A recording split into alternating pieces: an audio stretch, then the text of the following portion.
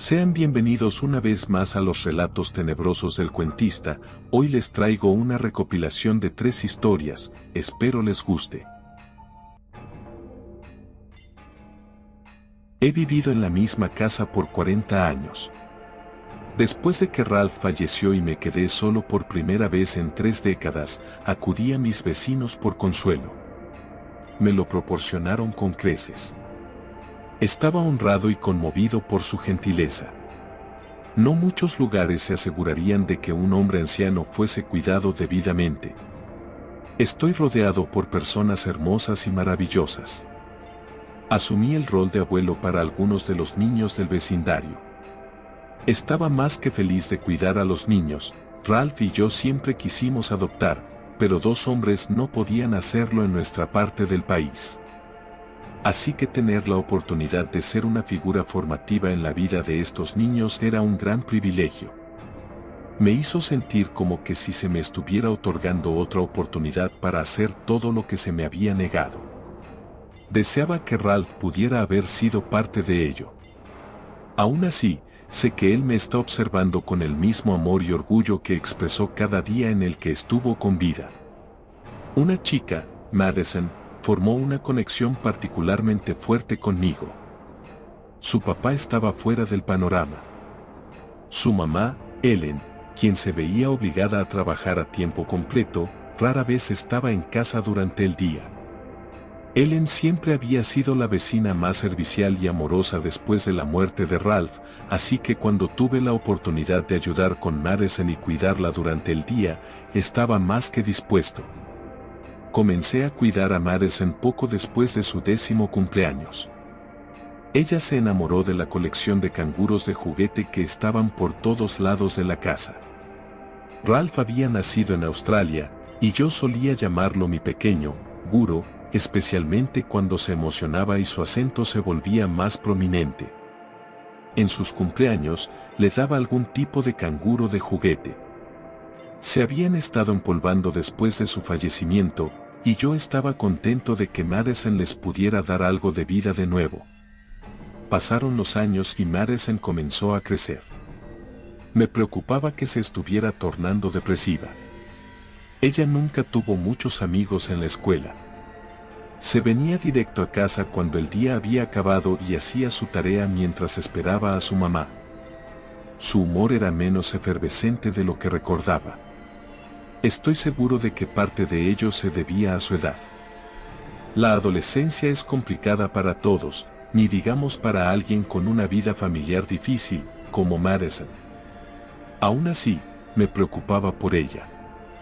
Ella era perfectamente amable conmigo y nunca era pesada o irrespetuosa, pero se había retraído.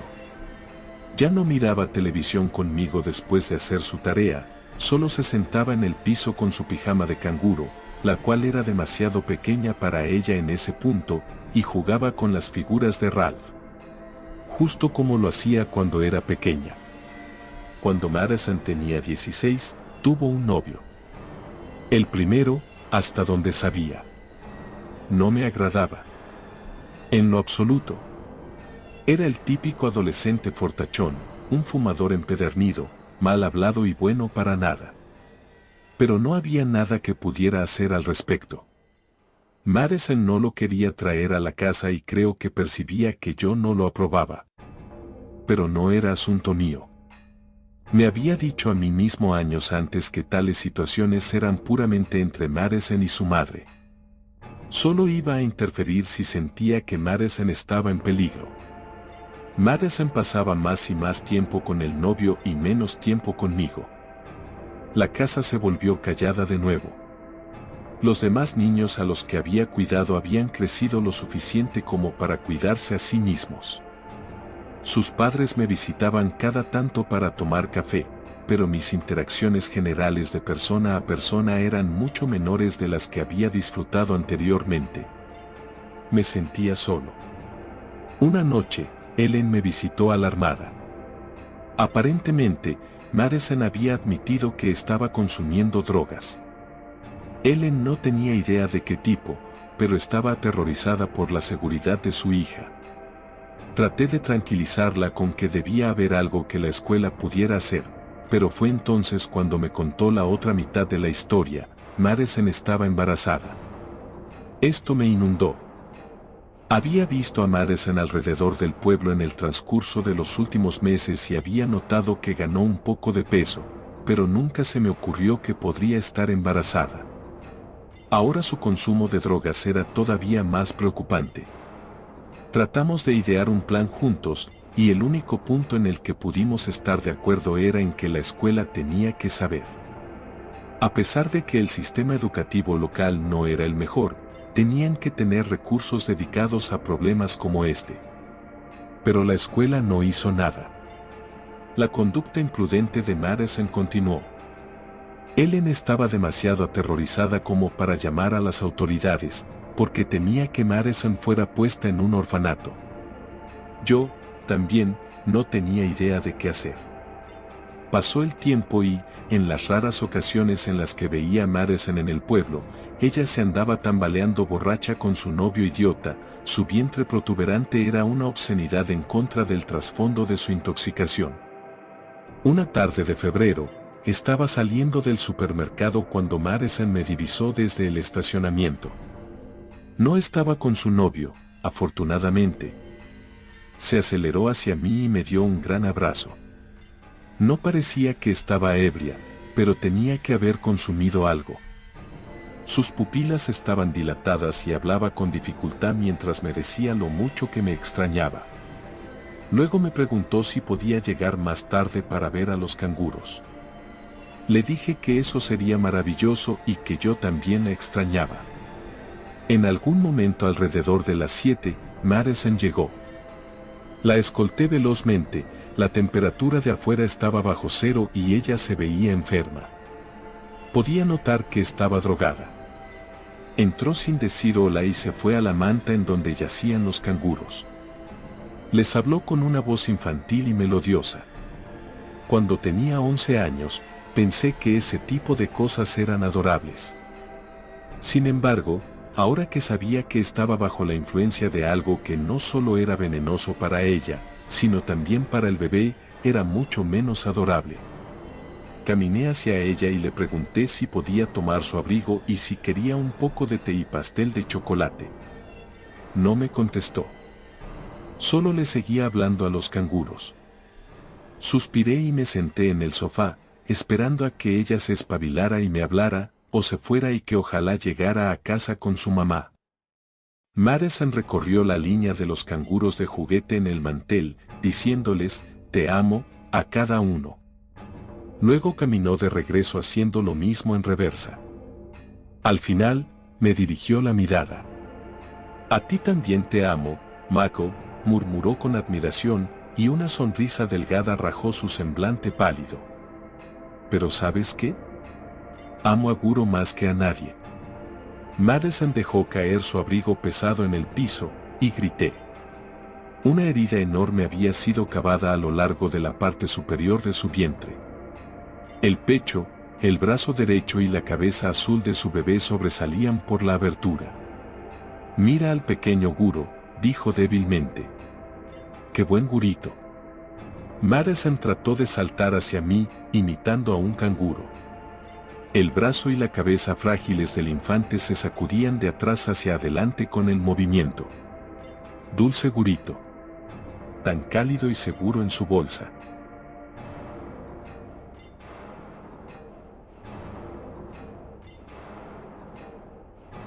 En esta vida he visto y hecho cosas horribles, pero nada me preparó para lo que presencié ese día.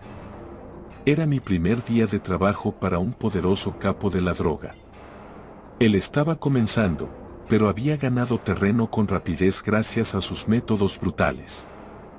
Comenzó a operar en la zona cercana a mi ciudad y en muy poco tiempo se hizo con el control total de los territorios. Algunas pandillas y grupos emergentes huyeron, otros se asociaron y otros pocos sencillamente fueron exterminados. Me reclutaron en una mañana de noviembre. Horas antes, un tipo me había chocado por detrás y bajó de su auto, insultándome. Yo, tranquilo, le traté de indicar que se calmara, pero fue inútil. El infeliz se abalanzó sobre mí con sus ojos desorbitados por la ira y terminé deformándole la cabeza contra la puerta de su auto mientras una multitud aterrada presenciaba la masacre con gran impotencia. Fui acorralado por la policía dentro de poco y sabiendo que no tenía chance alguno de escapar con vida, decidí arrodillarme, colocar las manos detrás de la cabeza y colaborar con los agentes. Estando en la celda, llegó este individuo. No vestía un traje caro ni multitud de joyas, parecía un sujeto común y corriente, pero en el rostro de todos los agentes se notaba un gesto de miedo o respeto. Caminó hacia mi celda con llave en mano, abrió la cerradura y me ordenó que lo acompañara. Miré estupefacto como ninguno de los presentes hacía el más mínimo esfuerzo para detenerme. Dimos algunas vueltas por sus territorios mientras me hacía la propuesta laboral más cuantiosa de lo que jamás había imaginado. Se me proporcionaría una habitación instalada con todos los instrumentos necesarios y una cámara de video. El trabajo era sencillo, debía torturar y mutilar a cada víctima que me fuera dada, y una vez que finalizara con la labor, debía enviar el video a la dirección asignada, donde uno de sus familiares presenciaría con horror las consecuencias de oponerse a los deseos del capo. Me costó creerlo al principio, pero pronto comprendí que más que una oferta de trabajo, era una imposición, pues me había revelado demasiado. Me entregaron un celular mientras me indicaban que esperara las instrucciones en casa. Fui convocado muy temprano por la mañana y una angustia terrible literalmente aflojó mi estómago. Me dirigí con diligencia al lugar acordado. Me esperaba una bandeja con multitud de implementos de tortura, cuchillos, pinzas, alicates, ácidos y sierras, entre otros. El cuarto era mediano, de 3 metros de largo por 4 metros de ancho, con 2 espejos grandes en las paredes laterales, climatizado y totalmente a prueba de sonido. Al fondo, colgando de un gancho, se encontraba un individuo desnudo, muy golpeado y con el rostro cubierto por una bolsa de tela. La bolsa contenía una rejilla similar al bura de los árabes, por donde la víctima podía observar lo que sucedía sin que el verdugo pudiera distinguir su rostro. Para este primer trabajo, iba a ser supervisado directamente por mi empleador. Se posicionó en el cuarto de observación, que estaba situado detrás de uno de los espejos, como en los interrogatorios de las películas, mientras yo seguía ahí parado, con el pulso acelerado. Pasaron unos 5 minutos, y mi jefe se estaba impacientando. Me indicó, por medio de un altavoz, que si no iniciaba en los próximos segundos, cambiaría de lugar con la víctima, y que él sí no tendría reparo en descuartizarme. Me quedé unos segundos en silencio, pero cuando escuché la silla moverse a través del autoparlante, me invadió el pánico, tomé uno de los cuchillos y lo clavé repetidamente en el abdomen del sujeto. Destrozarle la cara a otro en medio de una pelea no era tan difícil, pero hacerle esto a alguien que no me había hecho nada era algo totalmente diferente. Dejó escapar un grito ahogado. Definitivamente, tenía algo en su boca que le impedía expresarse con claridad, y solo balbuceaba algunas cosas. Poco a poco, fui tomando los demás instrumentos, realizando algunas incisiones por aquí y allá hasta acabar con un tronco sin manos ni piernas que colgaba sin vida del gancho. Salí a fumarme un cigarro y, cuando regresé a limpiar las herramientas, encontré otro cuerpo colgando. Esta vez era una mujer de mediana edad, la cual comenzó a retorcerse en cuanto me vio. Ya para esta hora, me sentía agotado y tampoco tenía muchas ganas de alargarle el sufrimiento a la pobre infeliz, por lo que tomé el machete más grande que tuve a mi alcance y comencé a partirle miembro por miembro con todas mis fuerzas. No tomó ni 5 minutos para que muriera, sus partes estaban desperdigadas por todo el piso junto con las de la otra víctima. Después de eso, no recuerdo mucho más que un fuerte golpe por detrás y las risas de burla del jefe. Antes de que me liberaran, pasé poco más de una semana en ese cuarto, amarrado a una silla. Tenía que hacer mis necesidades encima de mí mismo, pero, la verdad, ya nada me importaba. No podía mover mi cabeza para ningún lado, ni tampoco podía cerrar los ojos. Todo el día era obligado a ver una y otra vez cómo descuarticé a esas dos personas, cómo me noquearon al terminar, y cómo el capo aproximaba la cámara y revelaba los rostros de mis padres bajo las máscaras de las víctimas. ¿Cómo iba a saber que el sujeto a quien le destrocé la cabeza era el hijo de un narcotraficante?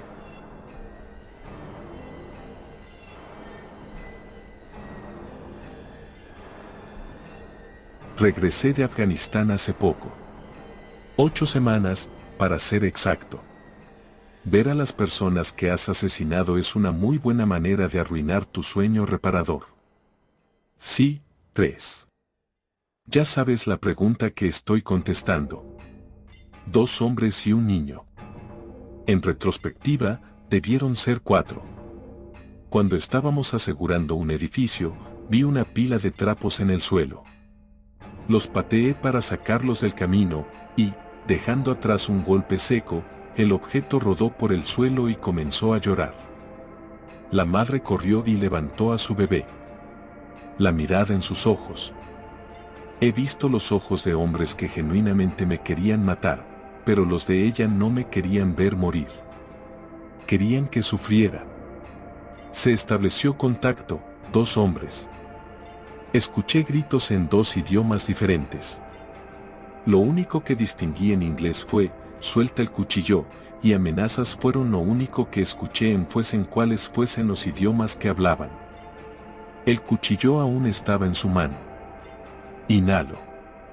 2 en el pecho, 1 en la cabeza. Exhalo. Inhalo. 2 en el pecho, 1 en la cabeza. Exhalo. Retenemos a la madre. Me acerco para examinar los cuerpos. El hombre que tenía el cuchillo solo tenía un disparo en el pecho. ¿En dónde estaba la otra munición? Miro detrás. Veo un niño. No más de 12 años, muerto. Un agujero en su garganta. Le di en la yugular. Había más sangre que niño. Un revólver Sandy calibre .38 en la mano del niño. Aún no había inhalado. La noche anterior a esa fue la última noche en que dormí. Desde esa misión, fui sometido a muchas investigaciones estresantes. Me cuestionaban si había visto al niño o no. Por Dios, si le había apuntado al niño. Para acortar la historia, se me dio el visto bueno. Eso es todo lo que importa, ¿no? Podía volver a casa y disfrutar mis obesos restaurantes americanos. Pude ver a mi familia. A mi esposa embarazada. Pude verla a los ojos. Deseaba que hubiese una manera para ver sus ojos sin ver los míos. No quería ver lo que hice. Tras 8 semanas sin contacto visual, parecía haber tensión en nuestra relación. Pegaba mi trasero a la silla de la computadora y dejaba que el cuarto fuera bañado por la luz azul de la máquina. Mis ojos dolían. Pasaba la mayor parte de mi tiempo en Reddit, YouTube, Pornhub. Borré mi Facebook. La soledad y el anonimato eran lo que más buscaba. Luego de 89 horas sin dormir, mi esposa me convenció de ir al doctor. Una nueva droga. Sinmore sin problema. No sabía si era el eslogan o la droga, pero el doctor me aseguró que era la droga. Confía en el nombre, era el eslogan. Empecé a tomar Sinmore y aquí es donde las cosas empiezan a perder sentido. Tomaba 2 pastillas antes de la cena y estaba revitalizado. Dormía como si fuese un evento olímpico. Constantemente, tenía el mismo sueño y despertaba en lugares donde no me quedé dormido. Se convirtió en un chiste de fiesta. A veces me despierto y mi esposo está dormido en la bañera, y a veces está recostado en el jardín cerca del cobertizo de herramientas. Todos ríen. Pero si les contara el sueño que lo antecede, nadie reiría. Nadie se ríe del asesinato de un niño de 12 años. El único problema con este Sinmore es que no me puedo despertar. Tengo que ver el sueño. Cuando se vuelve insoportable, me despierto fuera de la cama. Al final, 2 pastillas dejaron de funcionar. Tuve que aumentarlo a 3, luego 4. Entonces comencé a tener los sueños a lo largo del día. No me refiero a quedarme viendo a la nada o algo por el estilo. Me refiero a que veía cosas. A veces escuchaba en la distancia al bebé que pateé. A veces veía los ojos de la madre cuando era de noche. El único lugar que nunca debía ver era el espejo. Aparecía una versión mucho más feliz de mí mismo, sonriendo de oreja a oreja. Primero pensé que realmente era yo. Que, en realidad, era feliz. Pero luego yo, sacaba un estilete y se rasgaba los brazos. Cuando yo miraba hacia abajo, no había nada. Otras veces, me hacía marcas. A veces cortaba un poco de piel y lo descargaba por el retrete. Mi otro yo siempre me decía que usara manga larga. Que no quería que nadie viera sus cicatrices. Le hice caso. Por semanas, traté de alejarme de la vista de espejos hasta que vi a mi esposa llorar. Estaba viendo al espejo y dijo que él no paraba de cortarse. Le pregunté quién, pero no me escuchó. Se lo grité y, aún así, siguió mirando el espejo. Observé con ella, para comprobar si veía lo que yo veía. Era el mismo doppelganger. Pero esta vez no estaba sonriendo. Tenía un ceño fruncido caricaturesco. Uno que tendrías que esforzarte para hacer. De un momento a otro, él estaba cortando la garganta de mi esposa con el mismo estilete. Tan pronto como vi la sangre manar, desperté a un lado del cobertizo de nuevo. Esta medicación se estaba saliendo de control. Me subí a mi auto y me apresuré hacia el hospital. Luego de llegar y ser extremadamente descortés con las personas, convencí al doctor de que me tenía que ver de inmediato. Le conté todo y las siguientes palabras que pronunció hicieron que mi corazón fuera tan audible en mi cabeza que bien pudo haber estado detrás de mis orejas. John, estás en el grupo de control. Seymour no pudo haber tenido ningún efecto en ti porque solo era azúcar. Mi boca estaba seca. No pude soltar palabra alguna. Miré abajo, a mis brazos, y sentí de inmediato cómo se esparcía el ardor por todas direcciones. Enrollé mis mangas y vi las marcas. Los cortes. Los pedazos de piel que tiré en el retrete. Busqué mi teléfono con torpeza y marqué el número de mi esposa. No respondió. Sí, en el cobertizo. Esa es la respuesta a la pregunta que quieres hacer.